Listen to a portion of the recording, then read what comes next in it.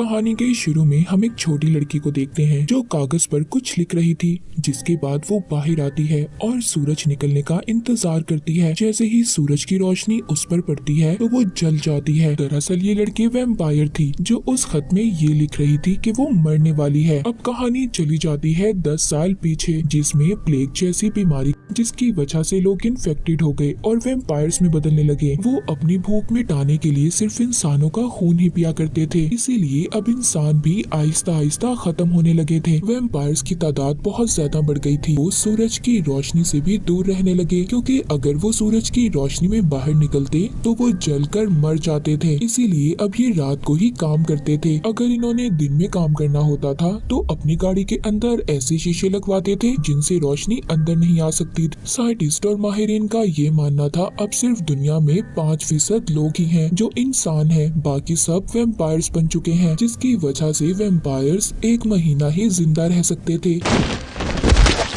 क्योंकि इंसान कम थे, इसीलिए इन्हें जिंदा रहने के लिए इंसानों का खून भी नहीं मिल सकता था। अब इस बात का हल निकालने के लिए वहाँ पर सबसे बड़ी कंपनी ने ये सोचा कि वो इंसानों के खून जैसा ही नकली खून बनाएंगे, जिसका जायका और देखने में वो इंसानों के खून जैसा ही होगा। अब इस खून का तजुर्बा करने में डॉक्टर एडवर्ड भी था। इनकी कंपनी खून बनाने के लिए इंसानों को पकड़कर उनका खून निकालकर उन पर तजुर्बे करती थी, ताकि ये बिल्कुल वैसा ही खून बना सके और वैम्पायर्स को खून मिलता रहे जिससे वो जिंदा रहेंगे। डॉक्टर एडवर्ड भी एक वैम्पायर ही था, पर वो अपनी ऐसी जिंदगी से तंग आ चुका था। उसे बिल्कुल अच्छा नहीं लगता था कि इंसानों पर जुल्म होते रहे, और इसी वजह से उसने इंसानों का खून पीना भी बंद कर दिया था। सिर्फ जानवरों के खून पर ही जिंदा रहने लगा था। अब उनकी कंपनी की मीटिंग में उन्हें पता चलता है कि खून की कमी की वजह से वैम्पायर्स खतरनाक क्रिएचर्स में बदल रहे हैं, जिनको वो सबसाइडर्स भी बुलाते थे। इंसानों का खून ना पीने की वजह से उनके कानों का लंबा होना, सर का आगे से सिकुड़ जाना, ये उनकी निशानियां थी, जिसके बाद वो और भी ज्यादा खतरनाक हो सकते थे, क्योंकि ये खून के लिए वैम्पायर्स को भी मार सकते थे। इसीलिए ये क्रिएचर्स उनकी सोसाइटी के लिए खतरनाक बन गए थे। एडवर्ड का बॉस उनको हुक्म देता है कि जो तुमने खून बनाया है हमें आज ही किसी वैम्पायर पर टेस्ट करना होगा, पर एडवर्ड कहता है कि वो खून अभी सही तरह तैयार नहीं है, हम किसी भी वैम्पायर पर उसको टेस्ट नहीं कर सकते। अब ना चाहते हुए भी एडवर्ड की टीम एक वैम्पायर पर उस खून को टेस्ट करती है, जिससे वैम्पायर के जिस्म का टेम्परेचर बढ़ जाता है और वो वैम्पायर उधर ही फट जाता है। एडवर्ड का एक्सपेरिमेंट फेल हो गया था। अब जब ये रात को घर जा रहा था तो ये तभी शीशे में अपने कान को देखता है जो बड़े होने लगे थे, बिल्कुल वैसे ही जैसा मीटिंग में क्रिएचर्स के बारे में बताया था। अब ध्यान दूसरी तरफ होने की वजह से उसकी गाड़ी का एक्सीडेंट हो जाता है, जिसमें उसका तो कुछ नहीं होता, पर दूसरी गाड़ी को बुरी तरह टक्कर लगती है। जब वो उस गाड़ी को देखने जाता है तो उसमें से एक लड़की इस पर तीर से हमला कर देती है, पर एडवर्ड को कुछ नहीं होता। ये देखता है कि उस गाड़ी में सभी इंसान थे। तभी वहाँ पर पुलिस की गाड़ी आती है जो उन इंसानों को पकड़ना चाहती थी। जैसा कि हमें मालूम है कि ये सारी सोसाइटी वैम्पायर्स की थी, पर एडवर्ड उनको अपनी गाड़ी में छुपा लेता है और पुलिस को गलत रास्ता बताकर वहाँ से भेज देता है। सभी इंसान उसका शुक्रिया अदा करते हैं कि उसने उनकी जान बचाई और वहाँ से चले जाते हैं। अब एडवर्ड जब अपने घर आता है तो उधर उसका छोटा भाई था जो उसकी बर्थडे मनाने आया था। इसका भाई भी दरअसल मिलिट्री में फौजी था जो इंसानों का शिकार करता था और उनको एडवर्ड की कंपनी में भेजता था ताकि उनसे खून हासिल हो सके। एडवर्ड का भाई उसके लिए इंसानी खून की बोतल लेकर आता है, पर एडवर्ड यहाँ पर पीने से मना कर देता है। इसी बात को लेकर उसके भाई के साथ बहस होने लगती है और गुस्से में उसका भाई उस खून की बोतल को दीवार में दे मारता है, पर तभी वहाँ पर खून को सूंघते हुए एक क्रिएचर आ जाता है और खून को दीवार पर से चाटने लगता है। उधर इसका भाई खुद को बचाने के लिए चाकू उठाता है, क्योंकि ये क्रिएचर्स वैम्पायर्स को भी मार सकते थे। अब वो क्रिएचर इन पर हमला कर देता है, लेकिन एडवर्ड का भाई हिम्मत करके उस क्रिएचर को मार देता है। पुलिस जब छानबीन करती है तो उस क्रिएचर के हाथ से एक अंगूठी मिलती है, जिससे पता चलता है कि वो एडवर्ड का माली था। उसके जिस्म पर कुछ निशान भी थे, जिसे देखकर पता चलता है कि खून ना मिलने की वजह से वो अपना ही खून पी रहा था, जिसके 2 हफ्ते के बाद वो क्रिएचर में बदल गया। अब सबके जाने के कुछ देर के बाद एडवर्ड के पास वही लड़की आती है जिसने इस पर तीर से हमला किया था। इस लड़की का नाम ऑर्डरी था। दरअसल इसने एडवर्ड की गाड़ी में उसके कार्ड को चेक किया था जब ये गाड़ी में पुलिस से बचकर छुप रही थी, जिससे इसको पता चला कि एडवर्ड ब्लड का डॉक्टर है और ये इनकी मदद कर सकता है। अब ये इसको एक जगह का पता देकर चली जाती है क्योंकि ऑर्डरी के पास इस बात का हल था कि वो दुनिया में इस फैली हुई बीमारी को ठीक कर सकती थी जिससे सब इंसान वैम्पायर्स बने थे। उधर एडवर्ड का बॉस इससे कहता है कि नकली खून बनाने का कोई फायदा नहीं है क्योंकि जो अमीर वैम्पायर्स हैं वो असल खून ही चाहते हैं और उसके लिए अच्छी खासी रकम देने को भी तैयार हैं। अब एडवर्ड अपने बॉस की बात को सुनकर ये सोचता है कि इसका मिशन तो ये था कि नकली खून बनाकर इंसानों को बचा सकता। अब इसीलिए ये ऑर्डरी के बताए हुए पते पर चला जाता है। उधर वो इसको एक आदमी से मिलवाती है जो पहले एक वैम्पायर था और अब इंसान बन चुका था। पर तभी उधर एडवर्ड का भाई आ जाता है जो इन दोनों को पकड़ लेता है। दरअसल उस रात जब ये लड़की एडवर्ड के पास आई थी तो इन दोनों की सभी बातें एडवर्ड के भाई ने सुन ली थी। जब ये मिलिट्री के लोगों को अपनी तरफ आता हुआ देखते हैं तो दोनों उसको मुक्का मारकर बेहोश कर देते हैं और यहाँ से चले जाते हैं। पर मिलिट्री के लोग ऑर्डरी की गाड़ी पर हमला कर देते हैं। एडवर्ड इनको अपनी गाड़ी में बिठाता है और वहाँ से चला जाता है।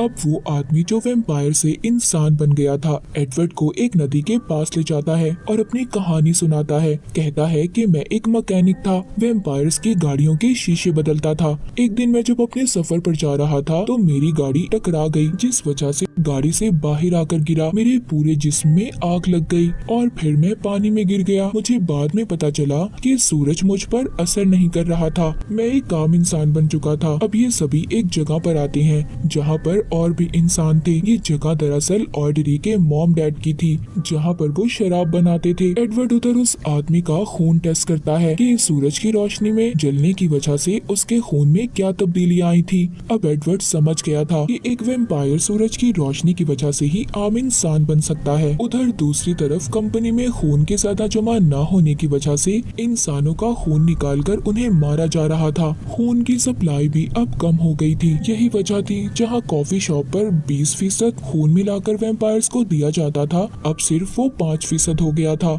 जिससे वैम्पायर्स में गुस्सा बढ़ने लगा था। उनका अब खुद पर से काबू बिल्कुल खत्म हो गया था। अब उधर दूसरी तरफ हम एक गाड़ी में आदमी और लड़की को देखते हैं जो आम इंसान ही थे। वो ऑर्डरी की जगह पर ही जा रहे थे जहां पर वो महफूज रह सकते थे। पर तभी कुछ फौजी इनको रास्ते में पकड़ लेते हैं जो इंसानों का वैम्पायर्स के लिए शिकार करते थे। ऑर्डरी के साथी जानते थे कि ये फौजी उनकी जगह को भी ढूंढ सकते हैं, इसीलिए ऑर्डरी वहां से सभी लोगों को किसी और महफूज जगह पर भेज देती है और खुद एडवर्ड के साथ रुक जाती है। और इसमें इसका साथी भी था। ये तीनों मिलकर तजुर्बा करना चाहते थे कि वैम्पायर्स को इंसान कैसे बनाया जा सकता था। अब वहाँ पर एडवर्ड भी बिल्कुल उस आदमी की तरह ही खुद के साथ करता है। पहले वो अपने ऊपर सूरज की रोशनी लेता है जिससे उसका जिस्म जलने लगा था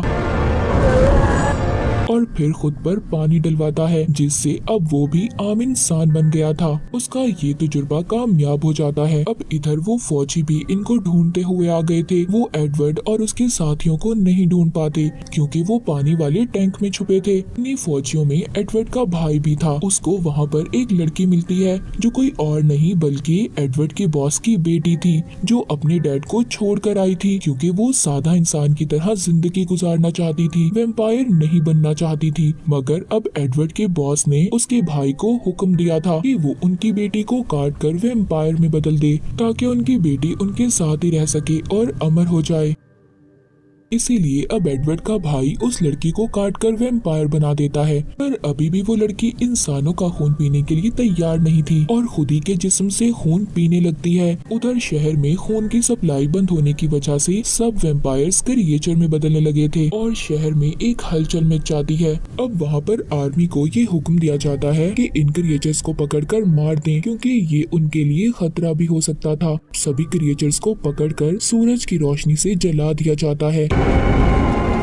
इन्हीं क्रिएचर्स में एडवर्ड के बॉस की बेटी भी थी, जिसको एडवर्ड के भाई ने काटकर वैम्पायर बना दिया था। उसका ये हाल देखकर अब उसे शर्मिंदगी हो रही थी, क्योंकि उसने उसके साथ अच्छा नहीं किया था। उधर दूसरी तरफ एडवर्ड ऑर्डरी के साथ उस जगह पर जाता है जहां इन्होंने अपने लोगों को भेजा था। उधर वो बेचारे पहले ही वैम्पायर्स का शिकार हो चुके थे। अब एडवर्ड अपने भरोसेमंद आदमी को फोन करता है जो इसी के साथ काम करता था। जब एडवर्ड उसके पास जाता है तो वो उसे जब इंसान बना देखता है तो हैरान हो जाता है। पर तभी उधर मिलिट्री की आर्मी आकर ऑर्डरी पर हमला करके उसे अपने साथ ले जाती है। इनको उस आदमी ने ही बुलाया था क्योंकि इसने नकली खून बनाने की खोज कर ली थी और ये नहीं चाहता था कि इस बात का अवार्ड किसी और को मिले, यानी कि इसने भी एडवर्ड को धोखा दिया था। एडवर्ड और ऑर्डरी का साथी यहाँ से भाग जाते हैं, गैराज में जाकर छुप जाते हैं। पर इनका पीछा करते हुए एडवर्ड का भाई आ जाता है। पहले तो ये दोनों उसको मारने वाले थे, पर जब वो इन्हें कहता है कि वो इनका साथ देने आया है तो ये दोनों थोड़ा सुकून में आते हैं। पर तभी वहाँ पर एडवर्ड का भाई, जो खून ना मिलने की वजह से भूखा था, वो ऑर्डरी के साथी का खून पीने लगता है। एडवर्ड जब तीर मारकर उसे मारने की कोशिश करता है तो ये देखता है कि इसका भाई भी आम इंसान बन चुका था। यहाँ पर एडवर्ड समझ जाता है कि जो वैम्पायर से इंसान बने थे उनका खून ही अब जो वैम्पायर्स हैं उनको इंसान बना सकते हैं। अब ये खुद को अपने बॉस के हवाले कर देता है क्योंकि ये ऑर्डरी को बचाना चाहता था और जाकर कहता है कि मुझे माफ कर दें और मैं दोबारा से वैम्पायर बनना चाहता हूँ। अब जैसे ही इसका बॉस एडवर्ड का खून पीने लगता है वो भी इंसान बन जाता है, जिसके बाद ये इसे मिलिट्री के लोगों के पास छोड़ देता है। वो अब उसको अपना शिकार बनाकर उसका खून पीने लगते हैं, जिसके बाद वो भी आम इंसान में बदल जाते हैं। अब एडवर्ड जब ऑर्डरी को वहाँ से बचा कर ले जा रहा था तभी उधर कुछ फौजी उनका रास्ता रोक लेते हैं। उन्हें बचाने के लिए अब एडवर्ड का भाई आगे आता है। सभी फौजी उस पर हमला करके उसका खून पीने लगते हैं और आम इंसान बन जाते हैं। लेकिन वहाँ पर वो आदमी आकर जिसने एडवर्ड को धोखा दिया था उन सब फौजियों को मार देता है जो आम इंसान बन चुके थे, क्योंकि ये नहीं चाहता था कि सोसाइटी में इंसान हो, क्योंकि इसका नकली खून बनाने का तजुर्बा कामयाब हो गया था जिससे ये बहुत सारे पैसे कमाना चाहता था। अब ये एडवर्ड और ऑर्डरी को भी मारने की कोशिश करता है, पर तभी वहाँ पर ऑर्डरी का साथी इस पर तीर से हमला करता है और इसे मार देता है। मूवी के आखिर में एडवर्ड, ऑर्डरी और उसका साथी तीनों इसी मिशन पर निकल जाते हैं कि वो सभी वैम्पायर्स को बदलकर आम इंसान की तरह बना देंगे और इसी के साथ ये मूवी यहीं पर खत्म हो जाती।